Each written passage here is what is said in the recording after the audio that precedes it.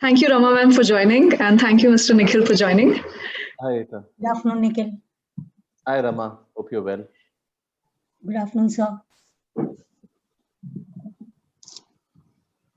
Great. So Athira ma'am has also joined. So this panel discussion is titled Data Governance and Ethics. And it is, sorry, there is some disturbance.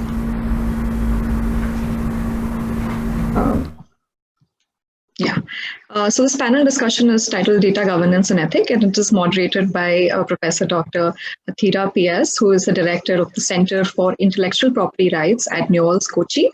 Ma'am, over to you. You please proceed with the introductions of our panelists. Yes, thank you, Ihita. First of all, let me congratulate this team on this wonderful effort. And I'm very happy to be a part of this program, and it's my privilege to present to you the panelists. So today we have a very illustrious panel which consists of Srimati Rama Vedashree, Sri Rakesh Maheshwari, and Sri Nikhil Pawar. So Rama ma'am has been in this industry for more than 25 years. And she is a Chief Executive Officer at the Data Security Council of India, and she was the Vice President of NASSCOM and has been instrumental in many initiatives in domestic IT, governance, smart cities, and also in the healthcare sector. So I'd like to welcome Rama ma'am to this panel. Mr. Rakesh Maheshwari is the Senior Director and Group Coordinator of Cyber Law and E-Security at the Ministry of Electronics and Information Technology in India, and he is also a member of the expert committee which is constituted for the data protection laws in India. Sir is also more than 30 years of experience and has worked in many e-governance projects. Mr. Nikhil Pawar is an entrepreneur, journalist and activist, and is mostly known as the founder and editor of Medianama, but he's also been featured in a number of very prestigious forums and has been instrumental in fighting for net neutrality as well as with respect to digital rights in India. So all in all, we have a very good panel today to discuss these very important topics, and I'm very happy to be a part of this. As I've been asked to give a context to this particular panel, to this before this discussion, I would just like say 5 or 10 minutes to explain or to kind of reinforce what the audience knows about data governance. If I may be permitted to do so, Ihita? Yes, ma'am, please go ahead. All right.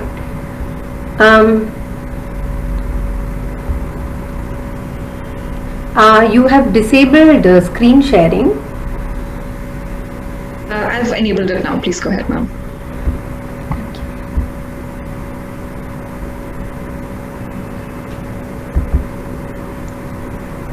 Is the screen visible?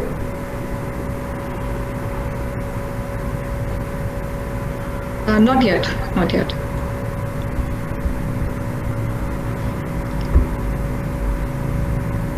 I think it's something from your end because the screen sharing has been paused. Just a sec.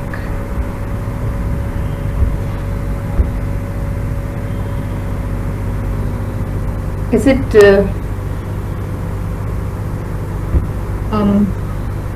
Could you try again? Or you can share the PPT with us if you like. Just a sec.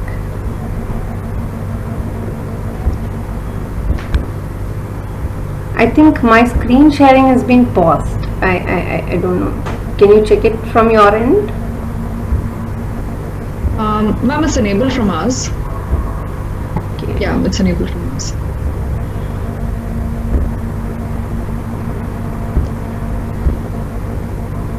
Yes, is it visible now? Yes, yes, it's clear. Okay. So I think for a topic like this, especially for an audience which is mostly in the 18 to 30 age group, I think many points of what I'm going to say right now is already known, but I think we need to start from the basics So in any organization, whether it's a business one, whether it's any other kind of entity, whether it is the government, there are certain aspects relating to data management, which is more to do with information technology rather than with policy on how the governance issues is concerned or how the privacy matters are dealt with.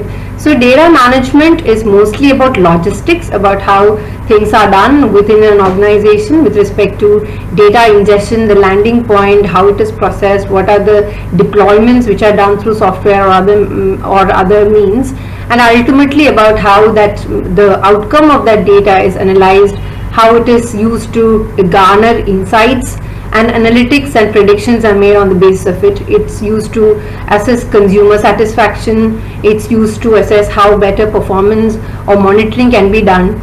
So from that context, we have to understand that data governance is not just about logistics of how that management is done, but also about strategy, which deals with more than just the management of the data, and therefore significantly it must include other stakeholders and not just information technology personnel, or policy decisions should encompass many other factors in the society. So from this context, I'd like to move on to the three principal features or elements of this, which are people, process, and technology. As you can see here, people, how engagement can be brought in, how far people can be brought into the loop, and how they can be also a part of the decision making process. That is very, very important. Then you have two points with respect to process. First is, for anything to be made out of data, you need to ensure that the data is ascertainable and the data is valuable, and for that you have lots of technological measures about which we are not really going to talk about.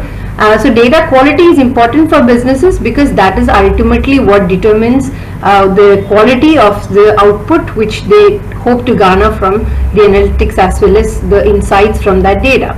Then we go to technology. Again, with respect to technology, I am not the person to speak about that. We have many more qualified people in the panel.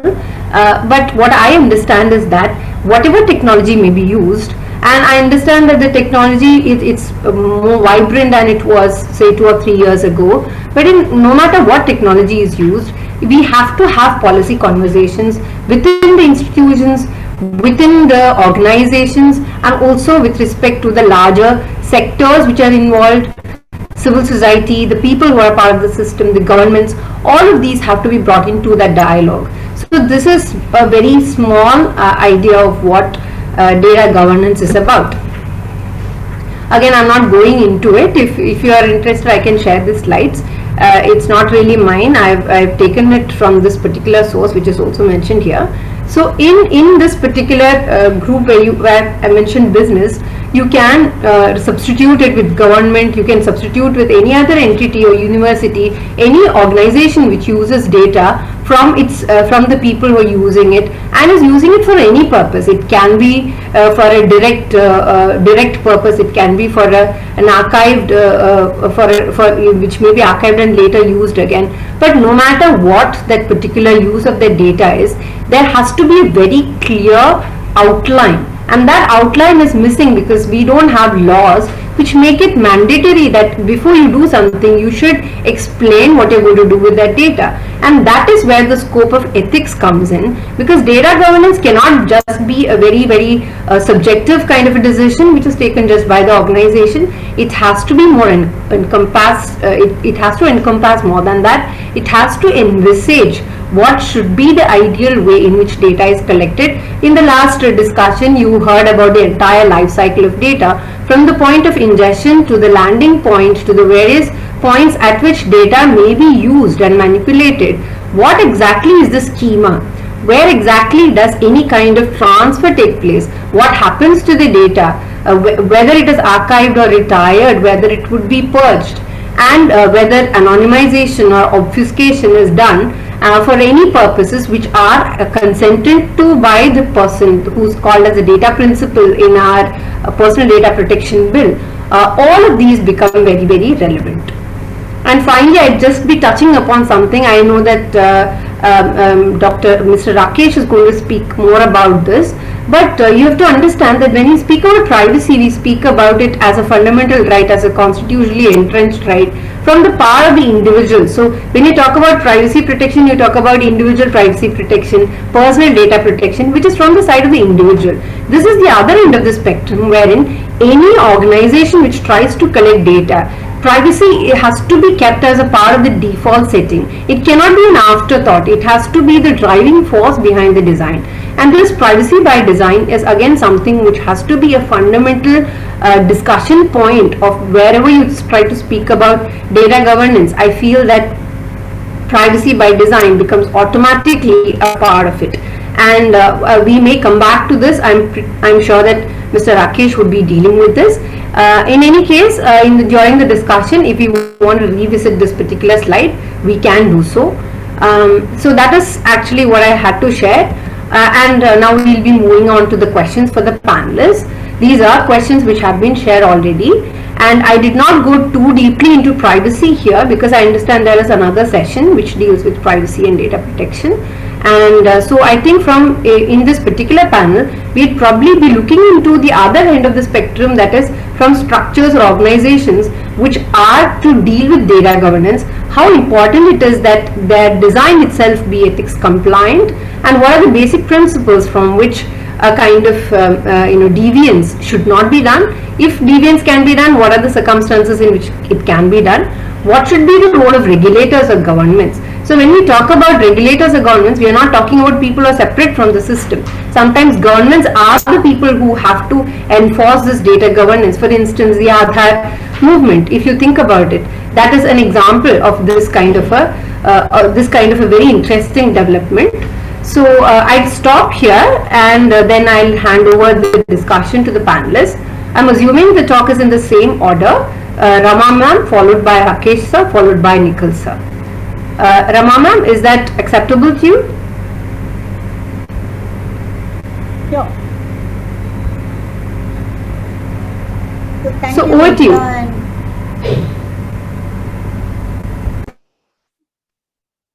May I? Yes, ma'am. Thank you, Eta, for having me over here and for and also the professor for setting the context, and happy to be with Mr. Rakesh Maheshwari and Mr. Nikhil on this panel. So essentially, I think the previous session was a very good one where the data life cycle was like a masterclass. I think the delegates or audience would have got a little more nuanced understanding of what the entire data life cycle is all about. And Professor also set the right context. What I would say is, if we can just step back for 2 minutes, understand what is this entire concept of data utilization and value creation that is happening in any digital enterprise. So, nowadays a digital enterprise can also be called as a data enterprise. That's what we in DSA call it. So the digital enterprise could be any enterprise leveraging digital technologies where data becomes very important for new value addition or new services creation to service consumers. Data is also important to be able to innovate and be able to get new services getting rolled out or new products getting rolled out. So the most important thing is the value creation and the data utilization, and what are the governing principles around that. And when you talk about governing principles, it's not just the governing principles which a regulator or government is expecting, right? Those governing principles and the governance and the structures and the framework should be there, should be able to govern the entire ecosystem which uses or manages this data or has interest in this data that this digital enterprise is managing. So I would say that when you look at data, it's extremely important that you understand the entire ecosystem of players and probably even devices and apps which manage this data. And I would say that everybody in this ecosystem chain is like a data recipient, and the principles of trust, principles of accountability, principles of governance, principles of fair use should be there among all these players in the ecosystem. So I would say, while there is a lot of focus on the large data controllers or data fiduciaries, as we have chosen to put it in our bill, or the data processors, there's a complete ecosystem of players. It's not always one processor. There may be multiple processors. The data fiduciary may be engaging with many other data controllers to be able to manage, collect, process, add value for this data, right? For me, I would say that can we look at what is the governance principles and the frameworks for anybody who receives this data. So a data recipient should be governed by some principles. For all you know, sometimes the data recipient could be a cookie or a mobile app, or it could be a device, or it could be a big mega global technology corporation or a bank or a hospital in India, or it could be a processor. So I think if we can just broad base the discussion where there's accountability and trust principles, fair use of data is baked into every stakeholder in this supply chain, which manages data across the life cycle from the point of collection to processing to share. And I think the biggest challenge we see in the governance, which is, according to me, the biggest broken piece is what is the governance around sharing of data. And when you're sharing data, is there transparency, is there accountability, is there fair use when it is being shared, and is there adequate communication to the actual users or principals of data on why it is being shared, and is it for public good, is it for monetization, is it for research purposes? I think this, according to me, is the broken piece, which is what creates a lot of stress and friction between various players in the ecosystem, including citizens and users. I'll stop here and then we can come back as others. Thank you, Rama ma'am. Over to Rakesh sir. Thank you, madam. And yeah, as far as the subject of data governance is concerned, in fact, we have, I should say, better experts, much better experts available here in this panel than what I am. In fact, I'm not exactly into the data governance kind of things that I deal with, but definitely I'd like to talk about what I know and what is important, particularly in the context of maybe the present IT Act, the future data protection, the future Data Protection Act, present Data Protection Bill, and of course the non-personal data protection activity that are also being undertaken by the ministry. So as of today, I mean, with the mobiles coming into picture and the mobile apps coming into picture, wherein we are already talking of around 80 lakh mobile apps available total in the digital ecosystem available, and maybe around 30 lakh of them being available on Android platforms, 22 lakh of them being available on the iOS platform, and almost all these apps wanting to, I mean, as part of their design, most of them are wanting to collect as much as data as possible. So, I mean, the permissions that we know today that are being taken, and if we try to deny those permissions, now I'm finding the general trend is that maybe those apps actually do not work or do not allow us to work the way we wanted it to. I mean, though personally I do not find many a time as to what for the data is being collected. So we had some few interesting examples. I mean, it can be wrong also. For example, a taxi company, a taxi platform, taxi operator platform, trying to read out as to what is the battery level in your mobile to be able to decide as to what charge they should. Now, the battery level for a mobile, I mean, for a cab operator is not exactly what is expected to be collected, but that's what it is happening today. So that's one thing, I mean, which definitely, I mean, we therefore, I mean, as part of the Data Protection Bill as well as the existing IT Act does cover that there has to be a purpose statement of why data is being collected, what data is being collected, whether this, I mean, ideally it should be as minimal as possible from a citizen perspective, from a user perspective, while from a company perspective, they would like to collect it as much as possible. So for how long it is to be used, for what purpose it is to be used, and I mean, to whom it is being shared, and how exactly will it be disposed of. And particularly now that we have certain requirements like portability. I mean, so if at all it has to be ported, how exactly will we be able to get it ported? And lastly, from the perspective of right to be forgotten, which is an equally important issue which we are coming up with. So I'll just like to mention, I mean, from a responsible use perspective, so just like to give few examples which have particularly come to the knowledge in last couple of days.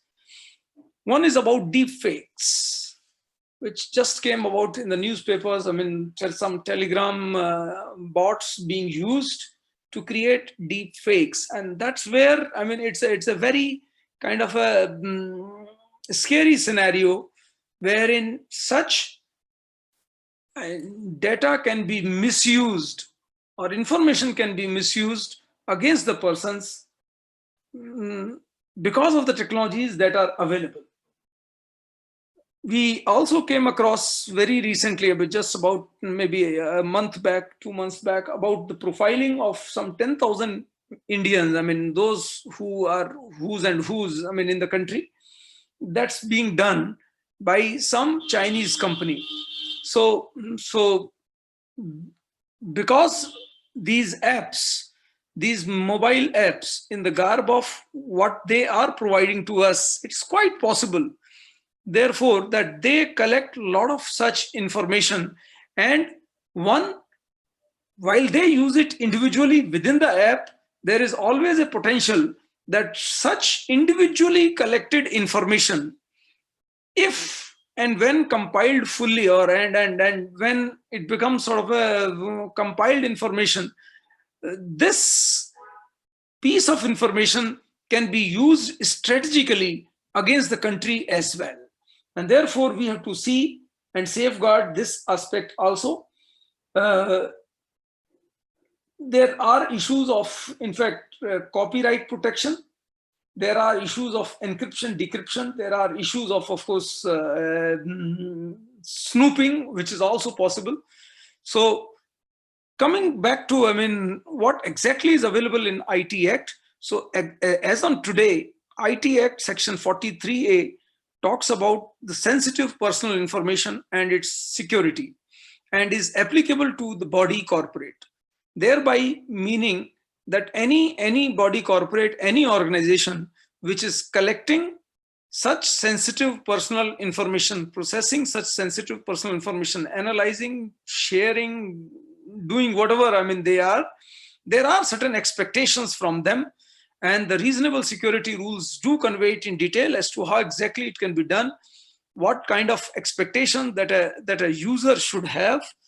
And overall, the rules do give a framework, a suitable framework of ISO 27001, in fact, any ISMS system, to be able to say that, yes, there is a reasonable degree of security as of today.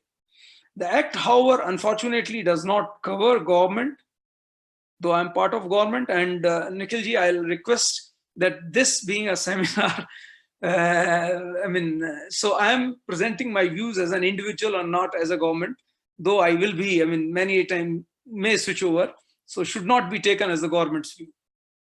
So as of today, I mean, it's practically, I mean, doesn't put any onus on the government, though of course government does collect data, particularly to discharge many of its sovereign functions, and I mean, that's a reasonable take for government to do. But the new PDP bill that is there with Parliament, and of course in between the privacy judgment which has already been given by the Honorable Supreme Court, conveying that privacy is a fundamental right, informational privacy is a facet of privacy. To that an extent, yes, there is a need for governments also to be sensitized about it, to be aware of what they are collecting, to be aware of what they are using, how they are transferring it to others, and be accountable to the whole system, unless, of course, unless the things are being collected for the national security, for the I mean, certain 19(2) kind of clauses are there. I mean, there's some restricted 19(2) clauses as covered in the constitution, but there too it is expected that they do continue to ensure security of data, and that they have a purpose of data being collected by them. And so to that an extent, I mean, rest of the, I should say, the issues of consent, purpose limitation, and all those things which are already there in the IT Act today and have been covered in quite a big detail in Personal Data Protection Bill. I mean, from a government perspective, we will be trying to ensure this. Good. Thank you, Mr. Rakesh. I know there were some audio disturbances from my end. Is it better now? It's still there. It's still there. I'm so sorry. I don't know what's happening. I've switched off every electric thing in this room. Sorry, the pitfalls of working from home. So without further ado, I'd like to call upon Mr. Nikhil to share his thoughts. Thanks, Athara. You know, in this conversation around data governance, I was just thinking about the phrase data, and it's such a dehumanizing phrase. You know, we tend to mix issues of IPR, issues of personal information, and it's just combined into this one phrase, which is where multiple policies and multiple it's talked of as a whole rather than it being about us, about you and me, right? And we have to realize that in today's day and age, we're generating so much information, so much data about ourselves, about where we are, how much time we spend on certain devices. We're constantly releasing data into the digital space through the mobile phone, through apps, through the devices that track us. And effectively, to that extent, from a receiver point of view, we are data. We are at the other end. All of this information that we're releasing is being used to profile us. It's being used to target us.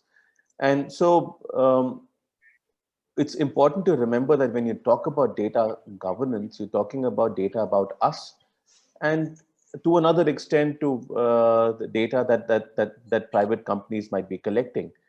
And how that data is regulated, how it is governed, is becoming more and more critical in today's day and age, not just from an individual rights point of view, but also from a geopolitical point of view. So a couple of examples around that, right? So if I think a few months ago, on the United Nations open-ended working group website, there was a statement from India that was uploaded about India's submission to the open-ended working group, which was pulled down within 3 days. And I don't know why we filed an RTI. We've tried to ask the Ministry of External Affairs. We don't know why it was pulled down. But it had the following sentence. You know, it said that India was recommending then, and this is probably not an official recommendation anymore, that there should be a new form of sovereignty which should be based on ownership of data, and that ownership should be of the person who created it, but the territorial jurisdiction should be of the country, which is where that citizen is from.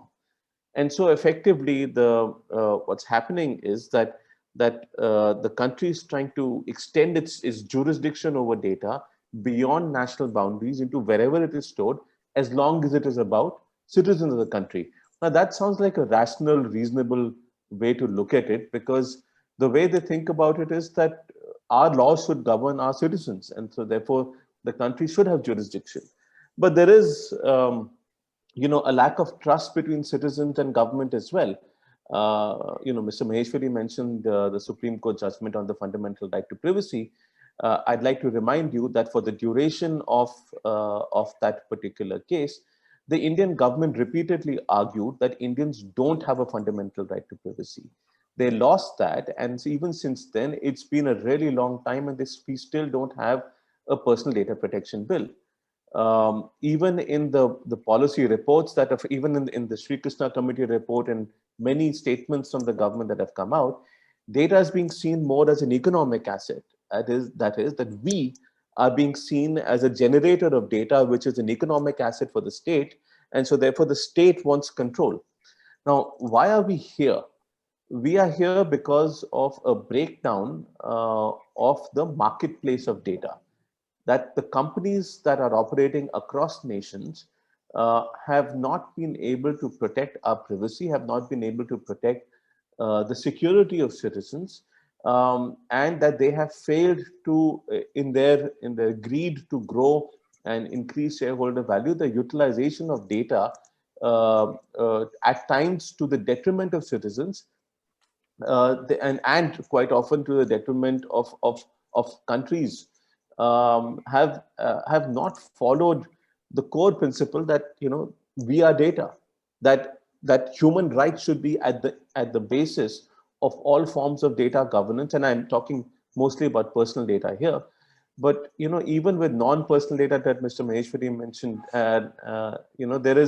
there is always the risk of anonymized data being de-anonymized or being used to map out people in particular locations that can hamper and harm citizens and be used to target citizens. So because our data is being weaponized against us, data governance becomes extremely critical. And it shouldn't only be looked at it from a national growth perspective. We have also, what it's leading to is a sort of a localization of data, which was initially recommended to some extent in the MeitY bill. Even in the personal data protection bill that exists today, there are some parts of data, some types of data which are not defined that need to be localized. And that's because the government wants to have control over it. They want to have access to it. But at the same time, you have a situation where the government is also absolving itself of any responsibility, of any scrutiny through the bill over the same data. So you have a situation where they want territorial jurisdiction over data, but they also don't want any responsibility and accountability and public scrutiny on that data.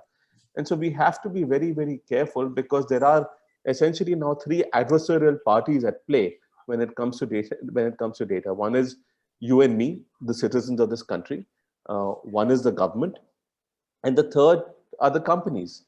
And all of this is happening at a time when there are also disagreements and issues of attribution of cyber attacks and jurisdiction over data at a global level.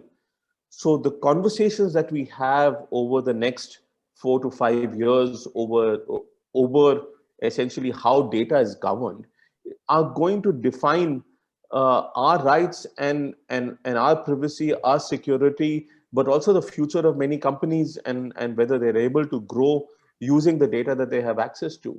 Now, I look at things largely from an individual perspective and how it impacts you and me. And the way I think about it is that we need to have as much control as possible. We need as much transparency as possible. We need to ensure that when data is collected about us, it is for a specific purpose. It is for, we get a notice about what that purpose is. Our consent is taken, and the usage and perhaps even repeated consent is taken when there's repeated usage of that data. We need to have the ability to delete the data where it's fit, where it has been collected. Across the world, political parties are building databases of individuals and using that to target elections at times, especially if we're seeing in the US elections, to try and mislead citizens. So there needs to be, even from an elections point of view, governance of data. We need to ensure that when data is indeed deleted, it is disposed of in a manner that it is not retrievable.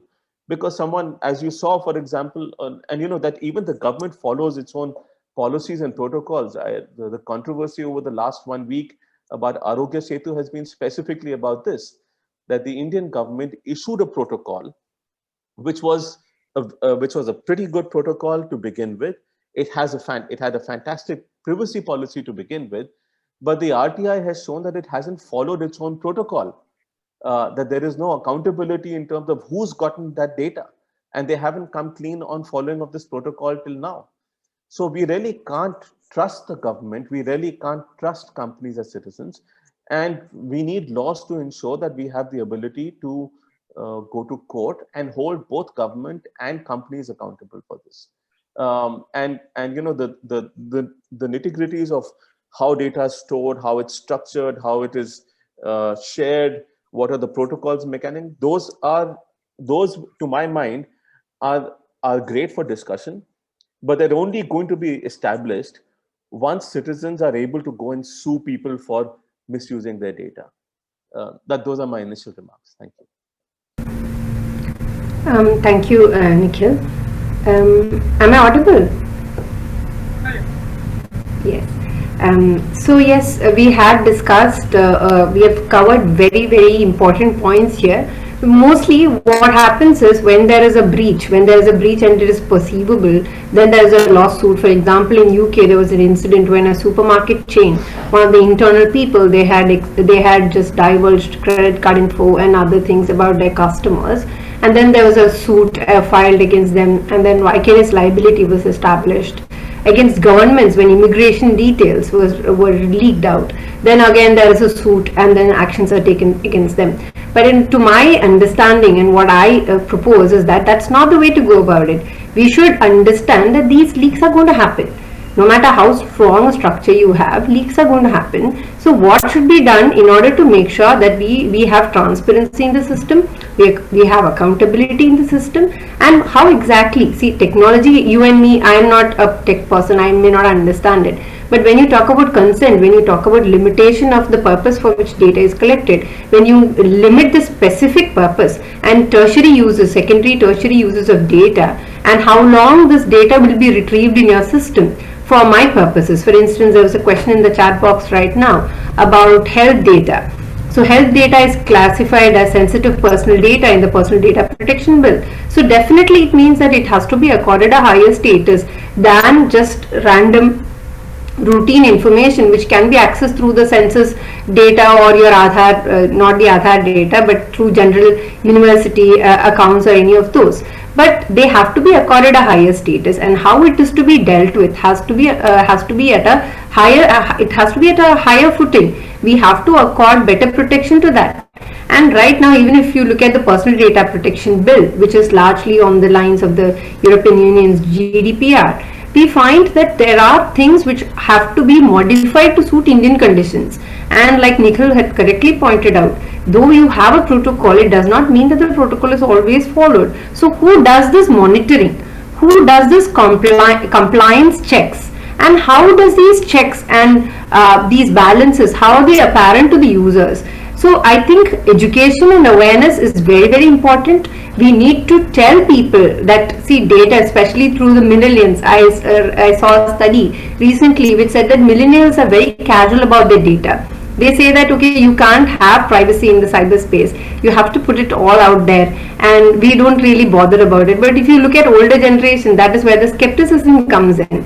And I don't know if that study applies to India. It was an American study. But even so, even the future generations, the people who are in the audience right now, I think it's very, very important that people be aware of these kind of developments. When you share data, you have to be given a choice of controlling how that data is to be utilized.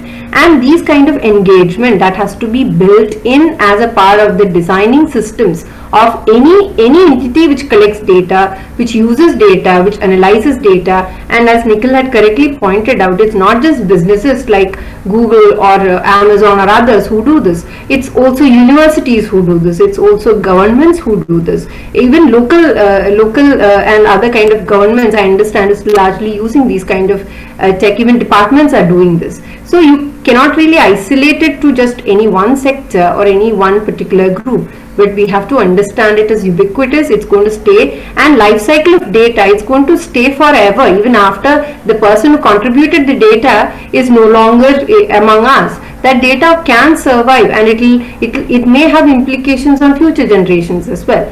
So understanding that specific characteristics of data, I think data governance is something which has to be stressed upon by the policy makers as well.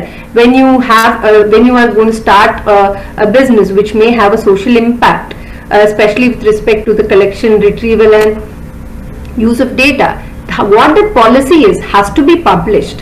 When a person comes into contact with an entity, you have to be aware of how much data you are providing, what is the nature of consent which you have given to that entity, whether it can be shared with third party. So third party sharing, as you know, is again, you can sell data and make money. There are lots of businesses which engage in that. Targeted advertising, even in the PDP bill, I don't think targeted advertising as such is seen as a no thing. They just say that targeted advertising against children, so advertisements targeting children is frowned upon in the PDP bill, but against people, I don't think it's considered as an illegal measure. So I think even the proposed bill that we have, it can stand scrutiny, and I think people should be engaged and people should be aware of these kind of developments.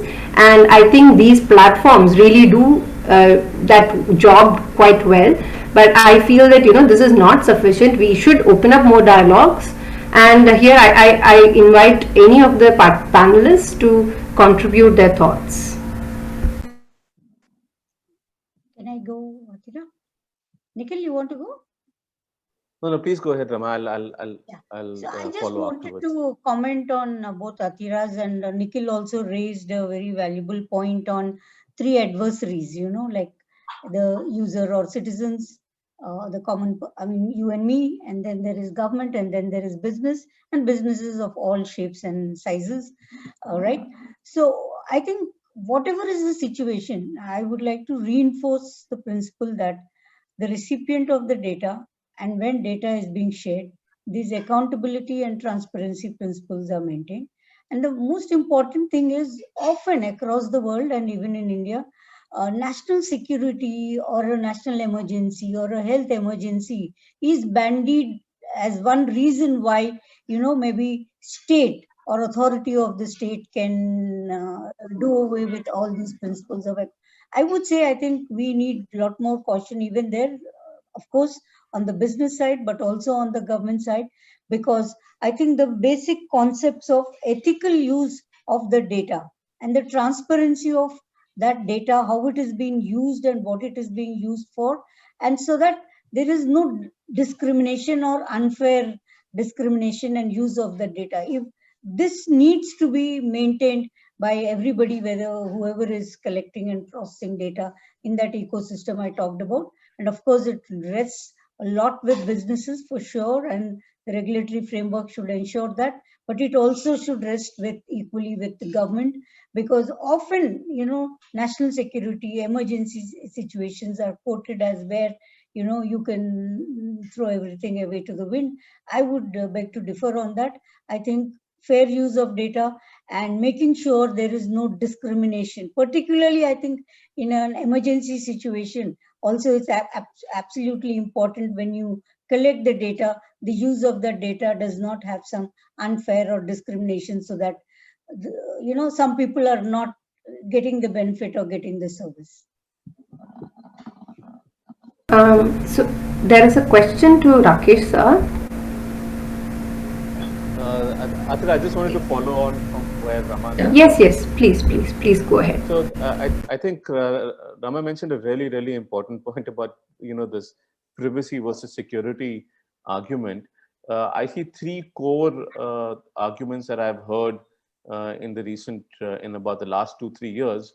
One is privacy and sovereignty. That privacy is adversarial to sovereignty. The other is privacy versus security, which is where Aishwarya's question about India joining the Five Eyes and pushing back against end-to-end encryption comes in. And the third is privacy versus economic growth. So, we've seen statements, particularly from the economic growth point of view, from the government, where they've said, for example, that data is necessary for the fourth industrial revolution, especially for AI.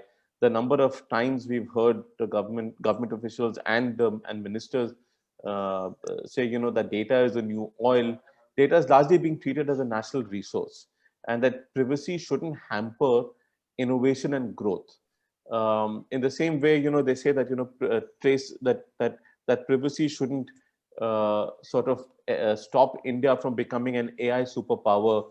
That control over data leads to digital colonization. So these are I think that the core argument that we're hearing is actually not as much from a security perspective, but more from an economic growth perspective. But you have to also understand that the moment a state starts looking at data as a resource, what does this do? If you think of data as oil, what is the natural outcome for any state to do? India has got over 500 million internet users. All of us are generating data. So they would want us to generate even more data. They would want, because the state sees companies like, especially the global multinationals, as from an adversarial perspective, they're also trying to become collectors and storers and of data themselves. So you have, for example, at the RBI, the idea of a public credit registry. You have, this idea of Aadhaar, which is basically profiling all Indian citizens, and is being used, by the way, by states like Telangana to profile citizens. Also in Madhya Pradesh, Rajasthan, the Bhamashah database. You're seeing the Moth database for Vahan, which has driver's license related information, and then that's being linked to Aadhaar as well. So the state is creating multiple types of data sets, including facial recognition data. For example, there's a tender that keeps coming up about a facial recognition database. There is a social media monitoring tender that keeps coming up from BSIL.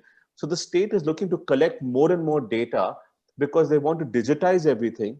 They want to localize data and get access to as much data as possible. They want to look at non-personal data that's held by private companies and claim access and ownership of it through whatever mechanism they've proposed, so that they can basically become like the companies, like major controllers of data, because it's important for them from both a geopolitical perspective as well as from an economic perspective. And they want to have control over this data and not have it in private hands. So that's why I said there's an adversarial relationship even between companies and the government.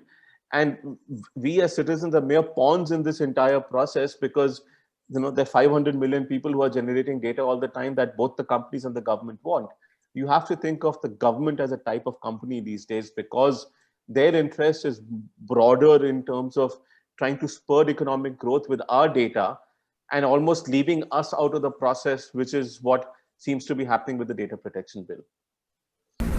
Nikhil, just to add 2 quick points to what you said, there's this new Netflix documentary called Social Dilemma, in which they say that there are only 2 categories of businesses who use the word user instead of buyer or a person who uses the system or the product. They say it's narcotic drugs and social media, because if you don't sell a product, then you are the product. If you don't buy a product, you are the product.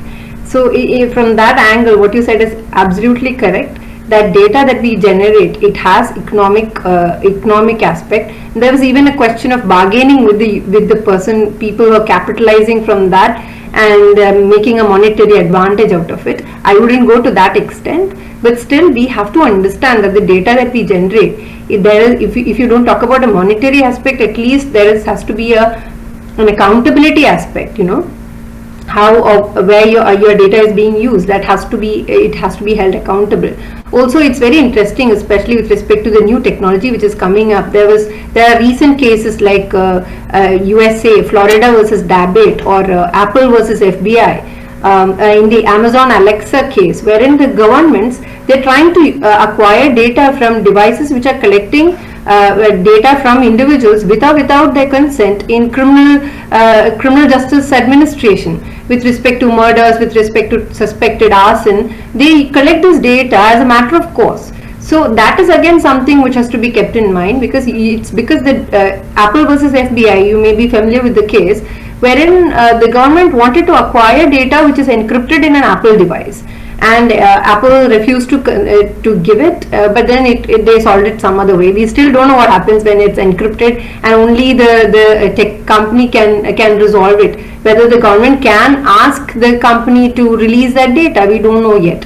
In the Amazon case, wherein a person was accused of a murder, the investigation agency wanted to acquire the data which was collected by Amazon. As you know, Amazon, if it's switched on, it collects data. Whether there is a consent for you to have, to have given the consent to record yourself while you're committing murder, that's a very different question. But then the question is, where does the government's power lie? Where do we draw the line?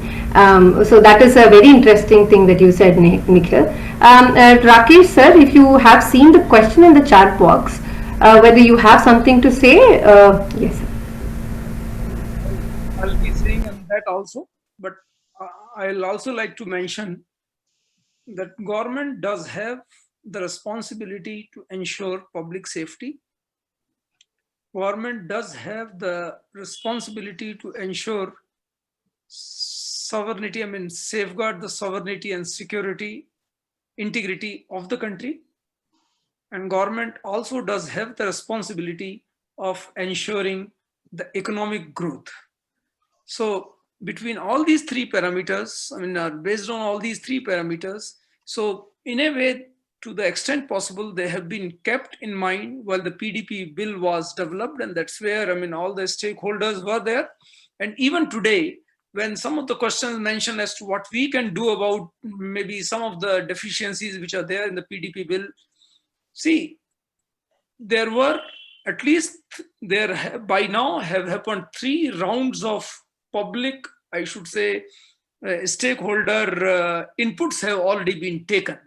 So 3 rounds means at the time of Justice Shri Krishna Committee, it went for 2 rounds, and thereafter the JPC itself has gone in and sought comments and still is talking to the individual associations, individual think tanks. Not individual association means industry associations, think tanks, academics, and the big tech companies. Why all this is being done is to ensure all the 3 aspects of public safety, sovereignty, while ensuring economic growth.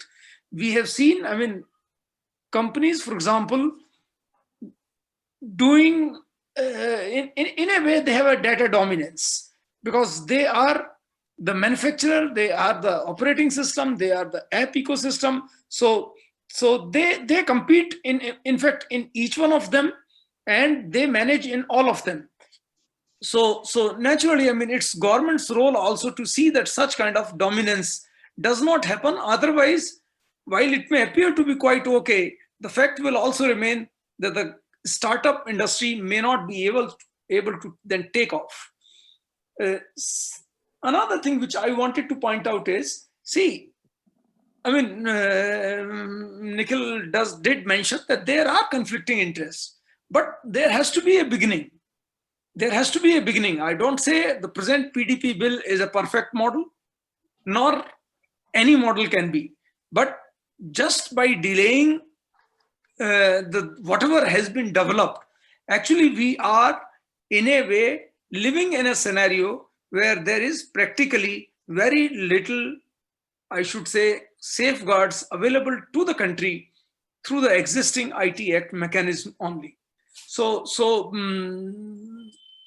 PDP, or for that reason, why government has taken control of critical data. So it's not that, in fact, I believe government to be much more transparent than anybody else, particularly from the corporate world, where we are at least accountable through the RTI, through the, in fact, whole parliamentary system. So I do not say that, that there are no deficiency at any point. Atira is smiling. So, but please also understand that there are good number of instances, just because data is being collected by somebody else outside our country, the laws of the country are not able to function, or their laws do not allow us, their laws do not allow them to share the information. Therefore, just because the data was residing with them, that many strategic decisions, many, criminal investigations could not be solved. And that's where it's not in India alone, it's across the globe that the governments are finding problems if they do not have the data sovereignty principles in place. And that's what any government should do. In a way, it's partly has been attempted in PDP bill, but please be also assured, I mean, those sections where such exemptions have been given, the very next line also mentions that there are certain, I should say, due diligence that they have to be done, they have to be doing. So in a way, we are moving from an environment wherein Section 43A, for example, did not have any onus on the government while they did their, I should say, sovereign function, to now the PDP bill, wherein a lot of restrictions will be also applicable to the government organizations while they collect, while they process, I mean, while they act as a data fiduciary for that reason. Nikhil, you had something to add? I have a very quick response. Nothing justifies lack of accountability and transparency on government access to data.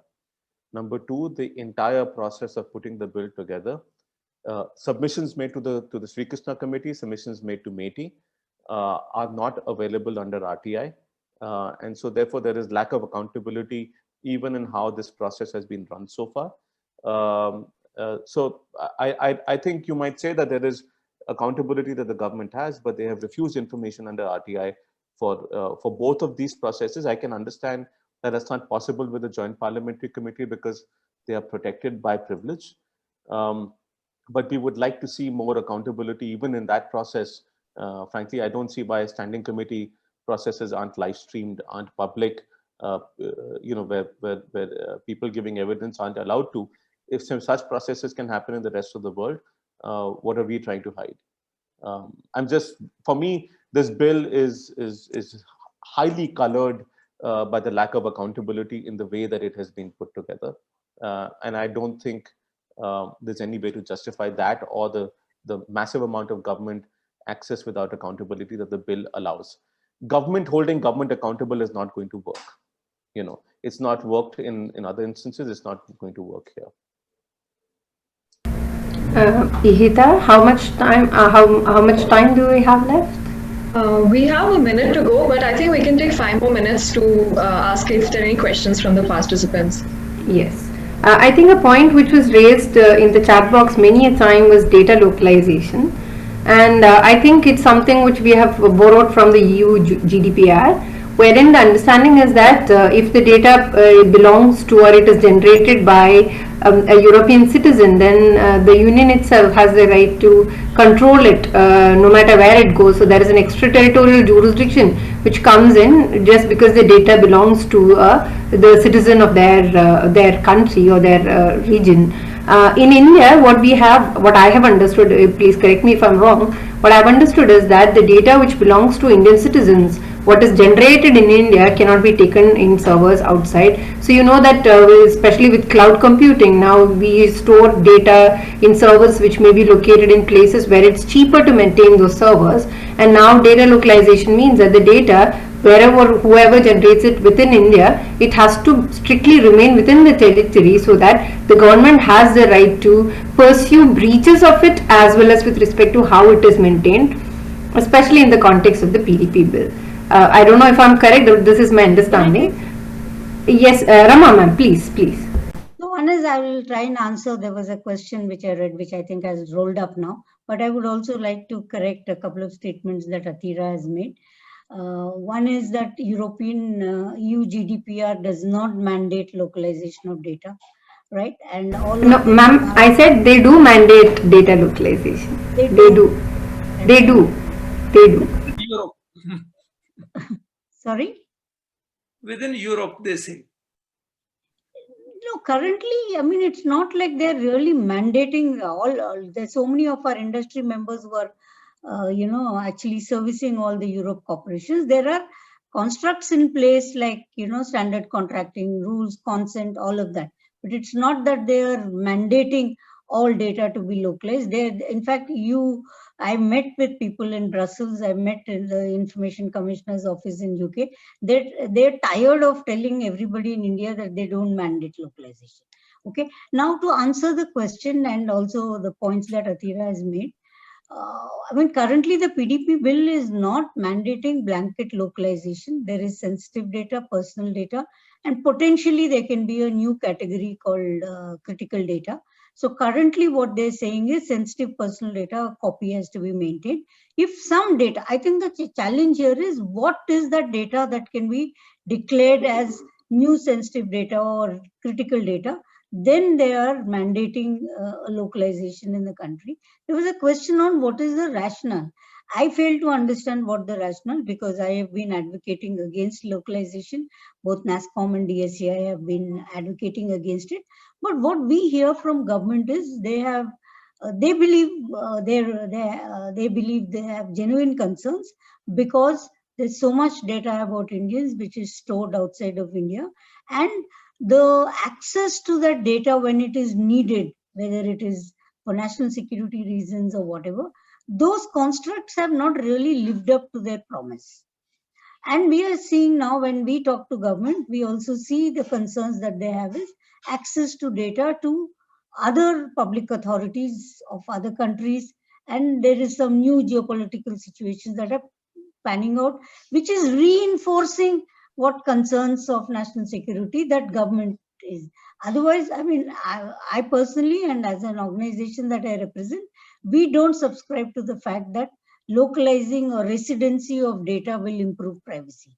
I think what will improve is forcing or ensuring and mandating better data privacy framework, enforcement, and independent regulator. I agree with Nikhil that the regulator cannot be everything done by government. There has to be a totally independent regulator. I see that in countries like UK, the ICO is reasonably independent. They even have rights to see which organization or sector is at risk and launch privacy risk and go and launch an audit on their own. They're funded independently as a Queen's service. So I think an enforcement, driving privacy, making sure user awareness is so strong that users are demanding their businesses and their governments to respect their data and their privacy. All of this will help.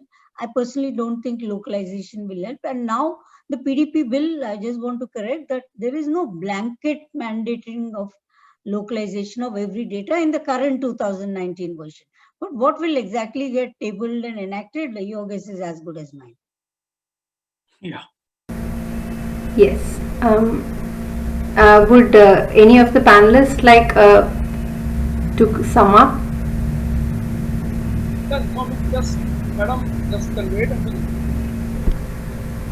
that it's not just it's not all the data which is being localized. It's Yes. only a Critical data class is being talked of with respect to localization, and that too primarily for strategic reasons. So just a quick question, is that localization intended to protect personal data, or is it from the side of the government, and what is considered by the government as necessary? It's just a doubt that I had. So because when we look at personal data protection, it seems to be from the side of the individual, but the reasons for localization seems to be more about along the lines of reasoning that Nikhil had put forward. So I just like to hear your thoughts, sir. Rakesh, sir.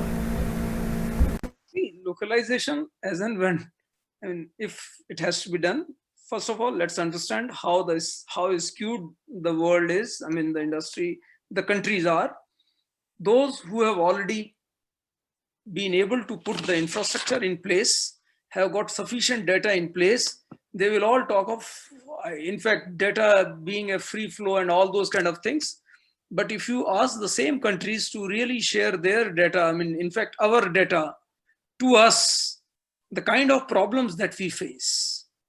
So data for that reason is also a bargaining power. And as I said, particularly for sensitive and critical data, of course, critical has not still been defined. It's important that government does exercise. Finally, as I also mentioned, that it's not that government is, who is government? Government is also all of us. And what government is going to do? Government is also meant for safety of citizen, as also the security of the nation. So precisely for those reasons, if data is available, it will work for the country, and if it is not available, it can work against the country. So yes, I agree with you there, but fundamental rights itself was instituted as a protective measure of individuals against the state. So I think, yes, yes sir, I agree. But then it's usually a cynical point of view wherein we refuse to accept the role that the state is a paternal figure. We have to attribute certain undesirable traits to the state as well, and I feel that it's important from the data governance angle that we cannot trust, we cannot automatically trust any entity, whether it is a business or an organization or the government. We have to always be a bit insecure about the data, and that insecurity is good because it would help us to contribute our 2 cents worth to the dialogue, to the conversations which have to play in when you talk about policy making. And I feel from your side, sir, from Rama ma'am's side or from Nikhil's side, you're all crusaders, you're all working in this field, and I feel that this platform would have provided us with an understanding of how the other person thinks, and that should factor in, I think, in providing an ethics-driven, ethics-based data governance mechanism. And I feel that especially as youngsters, we have to understand that data is not just data, it has numerous multifaceted applications, and many a time, if you especially look at foreign jurisdictions, the cases which are coming up there, they raise so many questions which we have not yet explored, and we're going to see that explosion in probably the coming years. And so we have to be equipped with that awareness and education as well. So yes, again, I would like to ask Ihita if there are questions which were left unanswered. Then what we did in the earlier session could be done, and because we have 3 panelists, it would be better if you could address to whom that question is intended as well. Ihita? Yeah, thank you so much, ma'am.